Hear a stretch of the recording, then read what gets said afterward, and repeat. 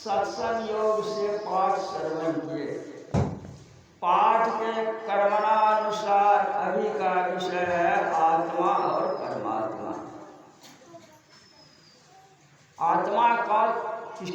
आत्मा क्या है और परमात्मा क्या है, यही जो है अभी का विषय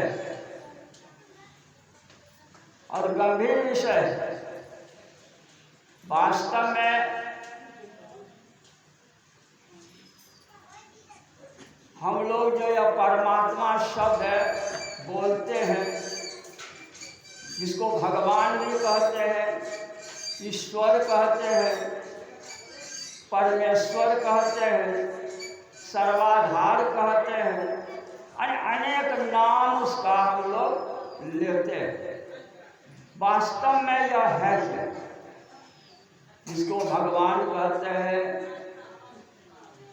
ईश्वर कहते हैं, परमेश्वर कहते हैं, सर्वाधार कहते हैं, सच्चिदानंद कहते हैं, वास्तव में यह है क्या? इसी की खोज हमारे गुरु महाराज की, और खोज कर करके उन्होंने सरल भाषा में हम लोगों को समझाने की कृपा की कि यह परमात्मा है आखिर क्या। तो परमात्मा का 4 रूप, जिसको हम लोग भगवान कहते हैं, ईश्वर कहते हैं, इसका 4 रूप है। पहला रूप तो परमात्मा है, दूसरा रूप आत्मा है, तीसरा रूप जीवात्मा है, चौथा रूप हम जीव। ये 4 रूप है उस परमात्मा। लेकिन यह 4 रूप कैसे है और कैसे बना, इसी को जानना है। तो गुरु महाराज सत्संग योग में सृष्टि के विषय में लिखते हैं, अरे यह संसार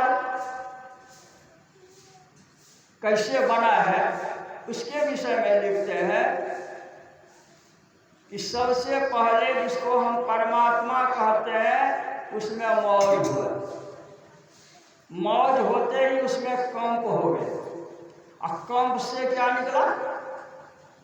शब्द निकला, और शब्द का रूप क्या है? प्रकाशमय है। तो शब्द निकला, शब्द से प्रकाश आए, और प्रकाश से जहाँ प्रकाश है वहाँ अंधकार भी है, तो उसी प्रकाश से अंधकार भी बना है। तो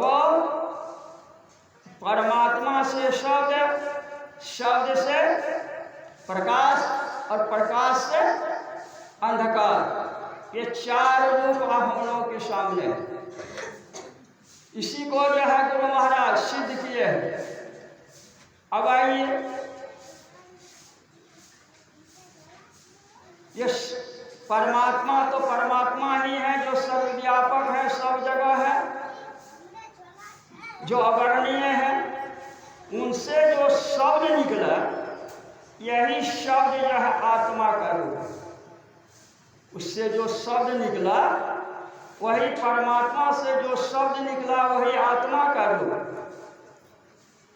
और वही आत्मा से जो प्रकाश निकला, वह प्रकाश रूप जीवात्मा है। और वही जीवात्मा जब अंधकार में आ गया, तो वही रूप जीव का है।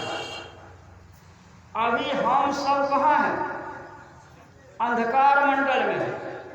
सब को अपने अपने आँख को बंद कीजिए, क्या देखिएगा? अंधकार देखिएगा। जब तक ये अंधकार में है, तब तक हम जीव बने हुए हैं। इस अंधकार से जैसे ही हम पार करेंगे, प्रकाश मंडल में जाएंगे, तो हमारा स्वरूप जीवात्मा का हो जाएगा। जैसे प्रकाश से हम पार होकर के शब्द मंडल में जाएंगे, तब हमारा स्वरूप आत्मा का होगा। और शब्द मंडल से पार होकर के निशब्द में जब चले जाएंगे, तब हमारा रूप वही परमात्मा का हो जाए, तब हम परमात्मा ही हो जाएंगे, तब परमात्मा ही हो जाएंगे। तो इसी के लिए 4 साधन है, मानस जप है, मानस ध्यान है, दृष्टि साधन है, सूरज शब्द। ये चारों साधन के द्वारा ही हम अपने अंदर के अंधकार को पार कर सकते हैं, अन्यथा नहीं कर सकते। अब इसी चारों साधन से हम प्रकाश में आ जाएंगे, शब्द में आ जाएंगे, शब्द से निशब्द में आ जाएंगे। यही साधना गुरु महाराज की कुप्पा घाट में 18 महीना और 18 महीना कुप्पा घाट के खोह में जब साधना किए और साधना करते करते अंधकार का पर्दा को हटा दिए, प्रकाश के पर्दा को हटा दिए, शब्द के पर्दा को हटा दिए, और जब निशब्द में चले गए तो गुरु महाराज के मुख से वाणी स्फुटित हुआ, क्या? हम प्रभो हम एक ही होई, द्वंद्व और द्वैत रहे नहीं।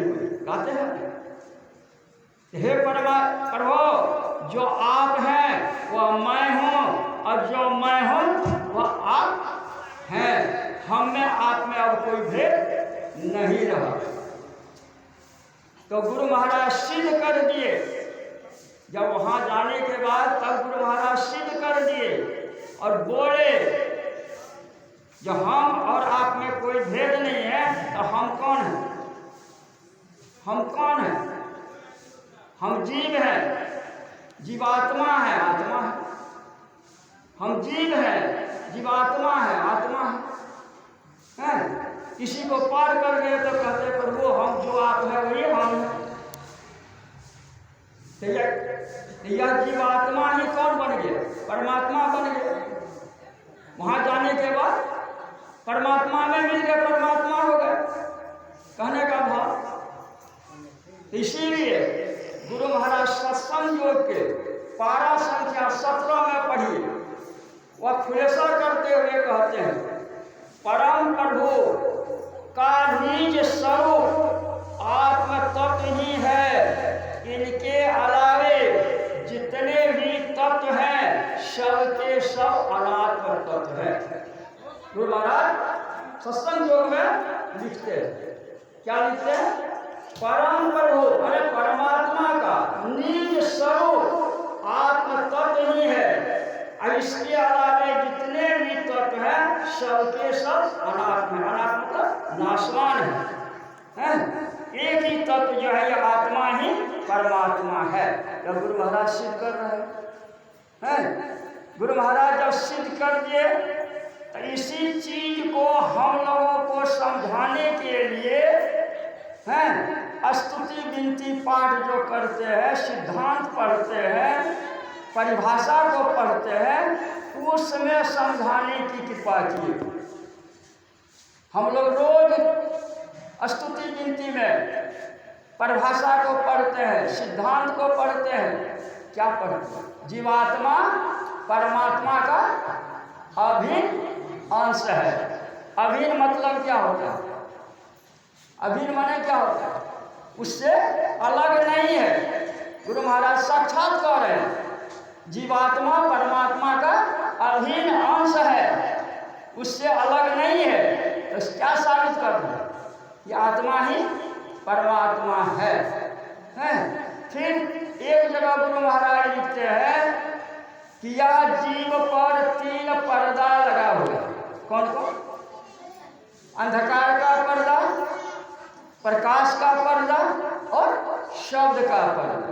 ये 3 पर्दा रहने के कारण ही हम जीव हैं, जीवात्मा है और आत्मा है।